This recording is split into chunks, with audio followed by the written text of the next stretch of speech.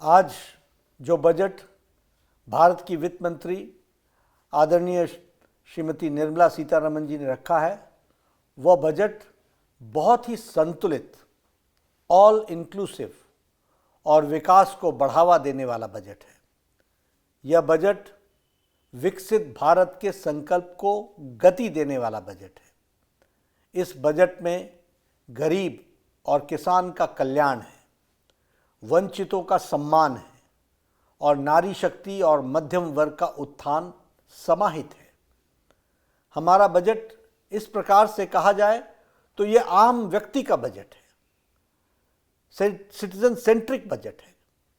ऐसे सर्वस्पर्शी और हर क्षेत्र के विकास को गति देने के लिए समर्पित बजट के लिए मैं आदरणीय प्रधानमंत्री श्री नरेंद्र मोदी जी का हार्दिक अभिनंदन करता हूँ। वित्त मंत्री श्रीमती निर्मला सीतारमण जी एवं उनकी पूरी टीम को अपने पार्टी के करोड़ों करोड़ों कार्यकर्ताओं की ओर से हार्दिक बधाई देता हूँ। सशक्त नेतृत्व ही विकसित भारत को आकार दे रहा है। प्रधानमंत्री नरेंद्र मोदी जी के कुशल नेतृत्व में देश विकसित भारत की यात्रा का साक्षी बन रहा है। पिछले 10 वर्षों में प्रधानमंत्री जी ने अथक परिश्रम के साथ लगभग 25 करोड़ लोगों को गरीबी की रेखा से बाहर निकाला है। साथ ही देश के मध्यम वर्ग के परिवारों को बहुत बड़ी राहत प्रदान करते हुए टैक्स में के दायरे में छूट 12 लाख रुपए तक का बढ़ा दिया है। इस बजट में युवाओं के कौशल, कृषि में निवेश और ग्रामीण क्षेत्रों में रोजगार के विकल्प सृजित करने पर खासा ध्यान दिया गया है। इस बजट में अध्यात्मवाद और आधुनिकता का अद्भुत संगम देखने को मिलता है। रामायण सर्किट और बुद्ध सर्किट के निर्माण की घोषणा के साथ साथ राज्यों के इंफ्रास्ट्रक्चर विकास के लिए 1.5 लाख करोड़ रुपए का प्रावधान किया गया है।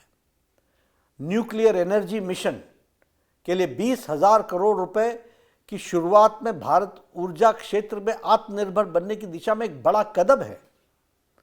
पर्यटन को बढ़ावा देने के लिए 50 प्रमुख स्थलों का राज्यों की भागीदारी से विकास किया जाएगा, जिससे न केवल सांस्कृतिक धरोहर को संरक्षित किया जाएगा बल्कि स्थानीय रोजगार के अवसर भी बढ़ेंगे।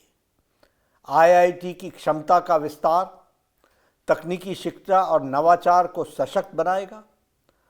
स्वास्थ्य कल्याण की दृष्टि से बजट में लगभग 1 लाख करोड़ रुपए का प्रावधान दिया गया है, जो 2014-15 के मुकाबले 191% अधिक है।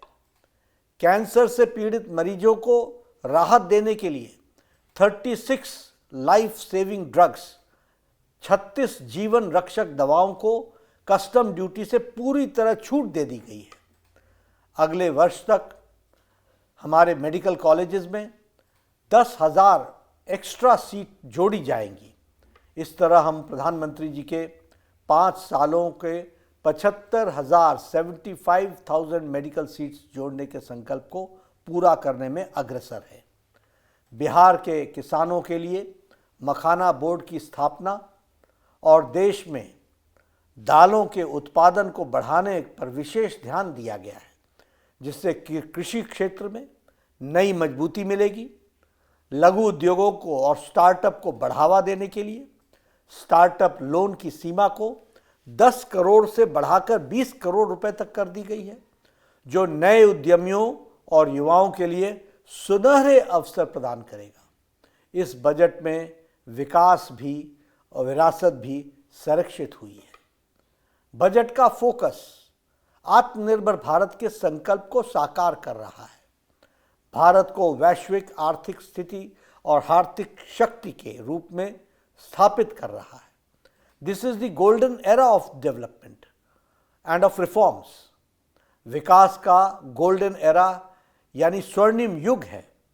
मैं पुनः ऐसे कल्याणकारी बजट के लिए, सिटीजन सेंट्रिक बजट के लिए आदरणीय प्रधानमंत्री श्री नरेंद्र मोदी जी को और वित्त मंत्री श्रीमती निर्मला सीतारमण जी को एवं उनकी पूरी टीम को कोटि कोटि साधुवाद देता हूँ, बधाई देता हूँ।